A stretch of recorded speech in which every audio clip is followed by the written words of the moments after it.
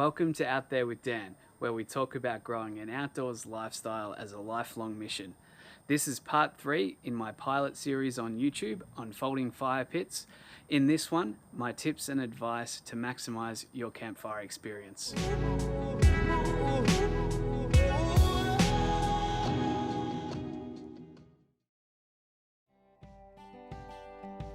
Thinking about how we can do things better next time is one of the joys of being active outdoors. Whether you've just bought a folding fire pit or you are a seasoned campfire veteran, I believe this will give you something to think about.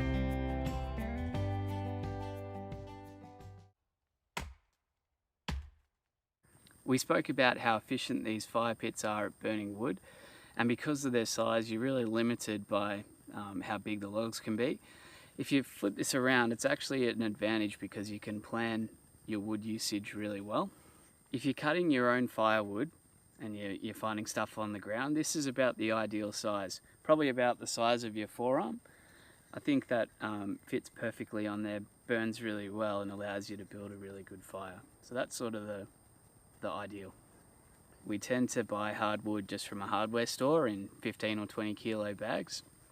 We found that just buying normal firewood, sometimes you get really large cuts, and then you can get them to burn, but it's not really the best, and you can often smother the rest of the fire, and it ends up with a pretty lackluster kind of fire.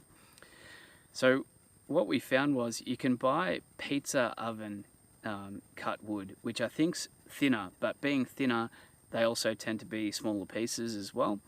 And this has worked out really well. A bit more expensive, like per kilo, but that's my hot tip. Use pizza wood. Of course, this doesn't apply if you're willing to put in that extra bit of effort and get it all out of the bag and split it up and cut it up. But if you just want the convenience of bag to fire when you're buying it in bags, then yeah, the smaller you can get it, the better. If you live in a regional area or on the suburban fringe, for example, if there's gravel roads nearby, farmland, eucalypt, gum, etc. lining the roads, it's a good place to go to collect some of this stuff, and so that's what I do. All right, got a bit of a haul down there. Feeling good, feeling sweaty, feeling like I've done something. Bit of labour and slightly cheaper than a bit of wood at Bunnings, so. And any excuse to listen to the birds.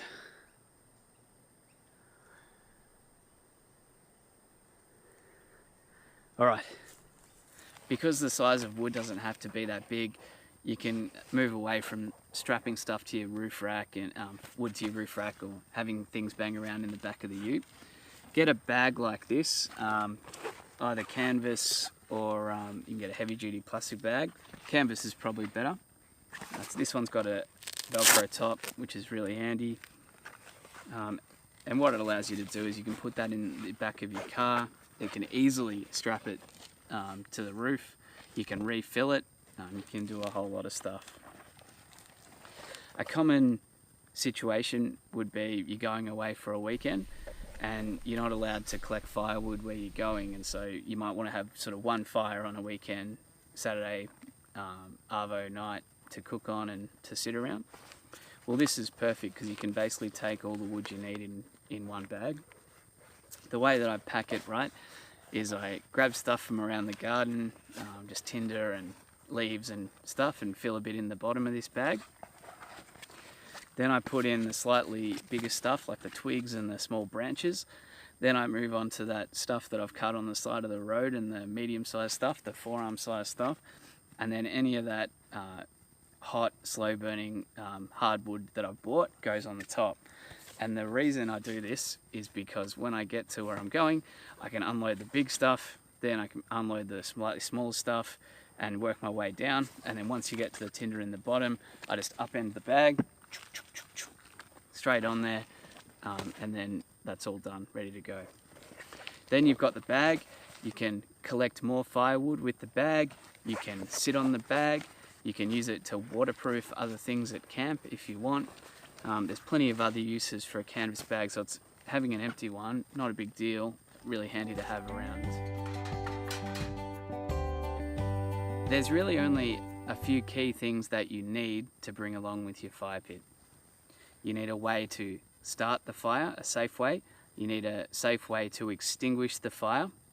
You need fire gloves, and you also need fire tools. But the fire tools is really at your discretion about what you really need to bring along. I usually bring along a few different ways to start a fire. You know, just from the humble matches,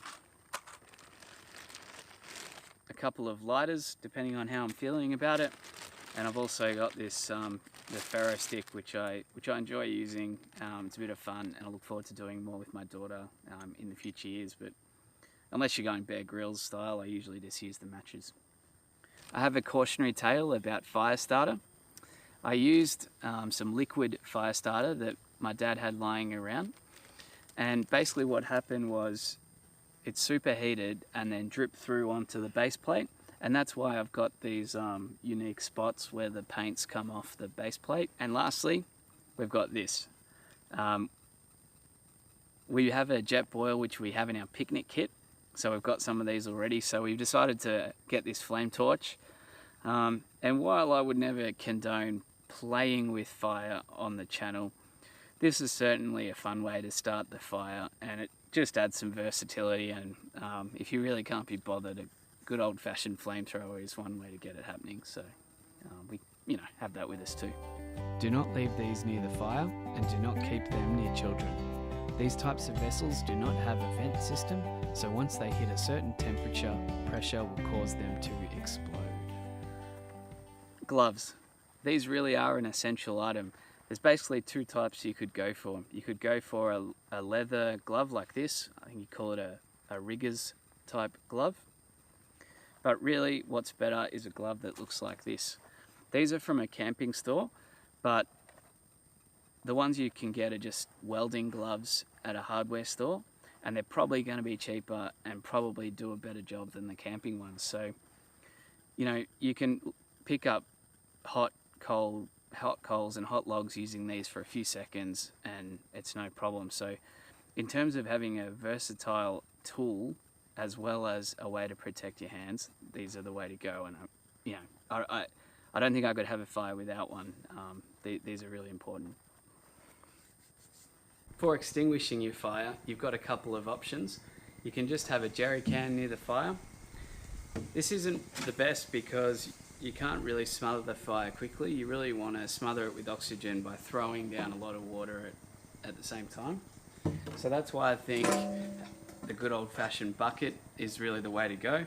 Stainless steel bucket has a lot of uses when camping, and it's, you know, a fairly cheap but worthwhile investment. We've got two of them and use them for a whole heap of things, but you know, having water just next to the fire in a bucket's the best way to be able to put it out very quickly. You don't have a steel one, there's a few other options like a hiking bucket basin type thing. And this is one we got from Aldi. It's a PVC bucket, which just folds up a bit smaller. So yeah, they're just as good, but stainless steel bucket's sort of the way to go. And of course, if you're at home, you can just use a garden bucket or whatever you've got handy, or have the hose nearby. The mozzies are coming out thick and fast now. In terms of tools, so this is basically the main fire tool that I have with me. It's my fire stick. I've had it for about 12 months now, and I actually pack it in my fire gear as my fire stick, so I have a dedicated tool for poking and manipulating the fire. Snow Peak have some tongs, some heavy duty tongs, which if they come back in stock, I'm considering pulling the trigger on. I think that tongs can do the job that a poker or a scoop can do all in one, and so I think tongs are the most versatile tool you can have. But this is certainly perfectly fine in collaboration with the gloves. You may know Seek Adventure, the YouTube channel. Michael, the Seek Adventure guy, he made a video on, and they're basically a lever set of tongs. I'll put a link in the description. I think they're probably a really good option too, and I might look at getting some of those to have a play with. So yeah, you don't need elaborate tools. Something that you can poke the fire and sort of leave the logs around.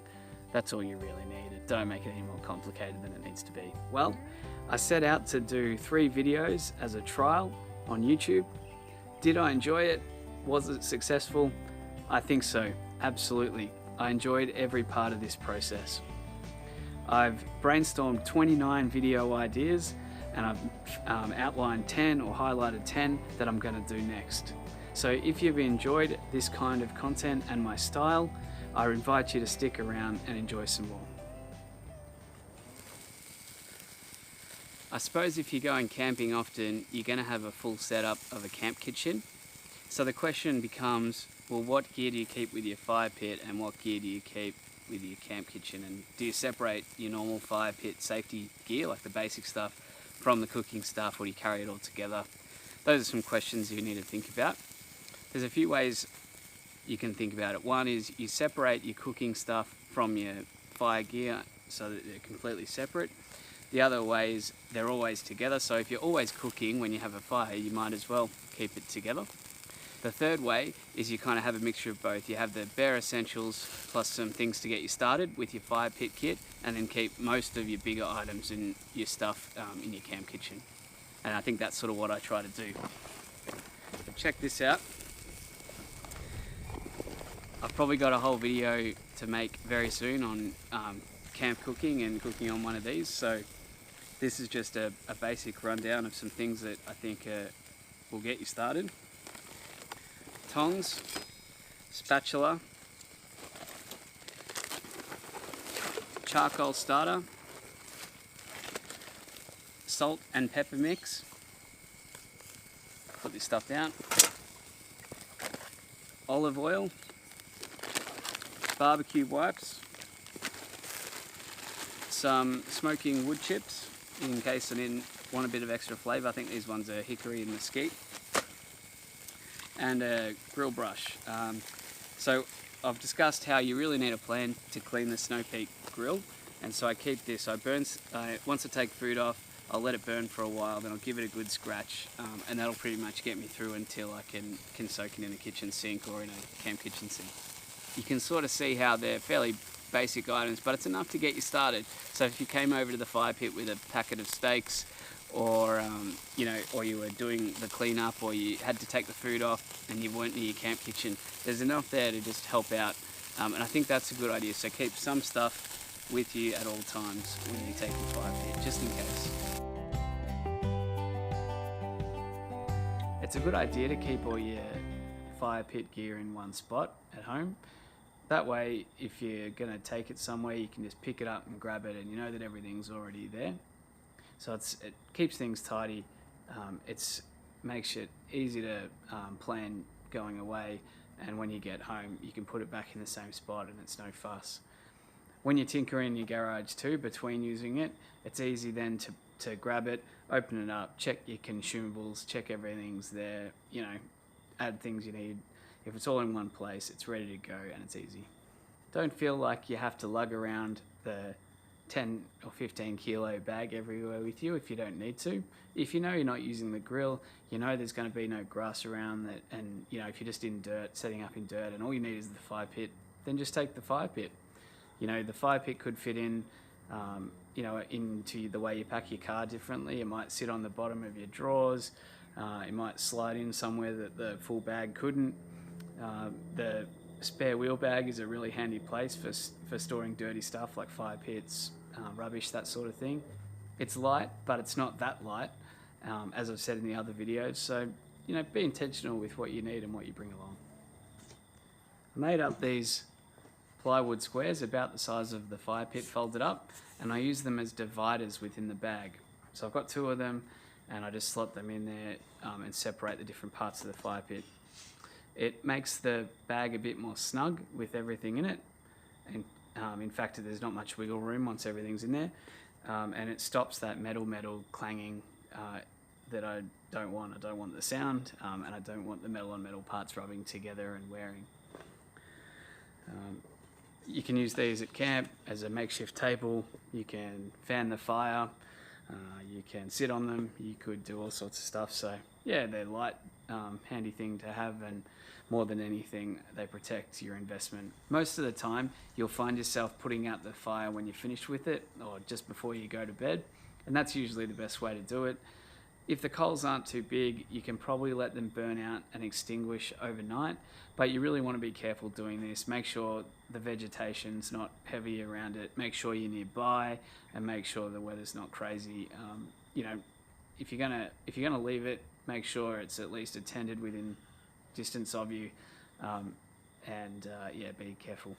If you're burning only wood and using only hardwood charcoal in the fire pit, you can pretty much dispose of the stuff as green waste in your garbage bin or your garden bin, or just sprinkle around your garden or bury it, do whatever you need to do. But if you've got briquettes, like heat beads, that sort of thing, you're best putting that in the rubbish bin. So once you've gotten rid of the ash and stuff, what we usually do is use a dustpan and brush. Got a nice little one like this, goes with the fire pit, but this is $1.50 at Bunnings hardware store, and they're really handy. Just get most of the ash off, so yeah, just helpful. And then what we tend to do is, if we're at home, give it a quick hose down, but if we're out and about, that's it, just brush it off, put it in the bag, and we'll worry about it later. When you're cooking on it, you can get oil drips and things burning to the side, and it can get pretty ugly and grotty. So you can use like barbecue wipes, or like occasionally give it a clean with either barbecue cleaner or just some warm soapy water. I think if you want it to last, look after it within reason, but it's made of stainless steel. It's going to be pretty hardy. So it's at your discretion how clean you want your fire pit to be. For the most part though, we just hose it out when it's finished. We make sure it's dry, pack it away, and then it's ready to go for the next time. Quick disclaimer, don't use grill brushes, steel wool, abrasive stuff like that, steel brushes, don't use that on the fire pit itself. Only use that on the grill, not the fire pit.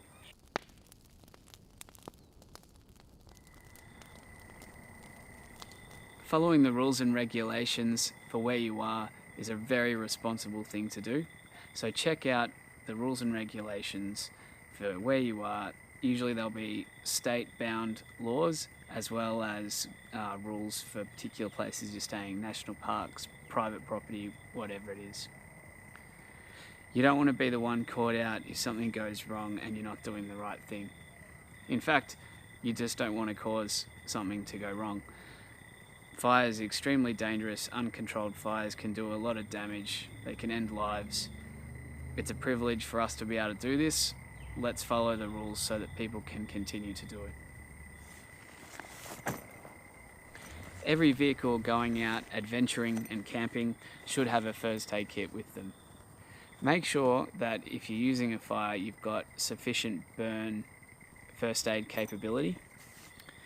Pretend or imagine you've just taken up overnight hiking. You're probably going to put more blister protection and first aid equipment in for blisters because of the heightened risk you've introduced by walking more. But think about it this way, that you're doing the same with a fire. You're undeniably increasing the risk of burns when you are having fires.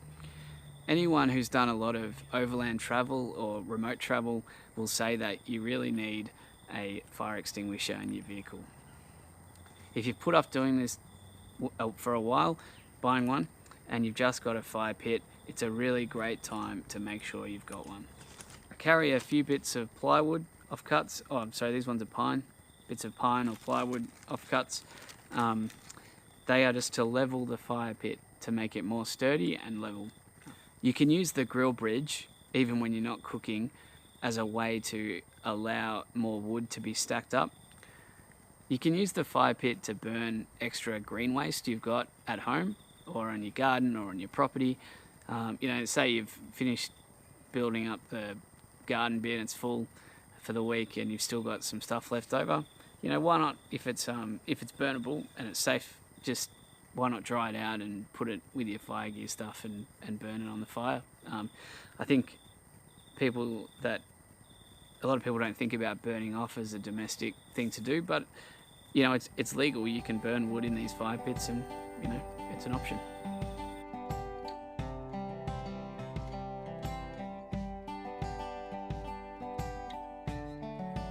I hope this collection of tips has given you something to think about. If you've got any advice in return, please leave it in the comments section and let's start a conversation. Thanks for watching. Please subscribe to build and join in on our community. See you out there.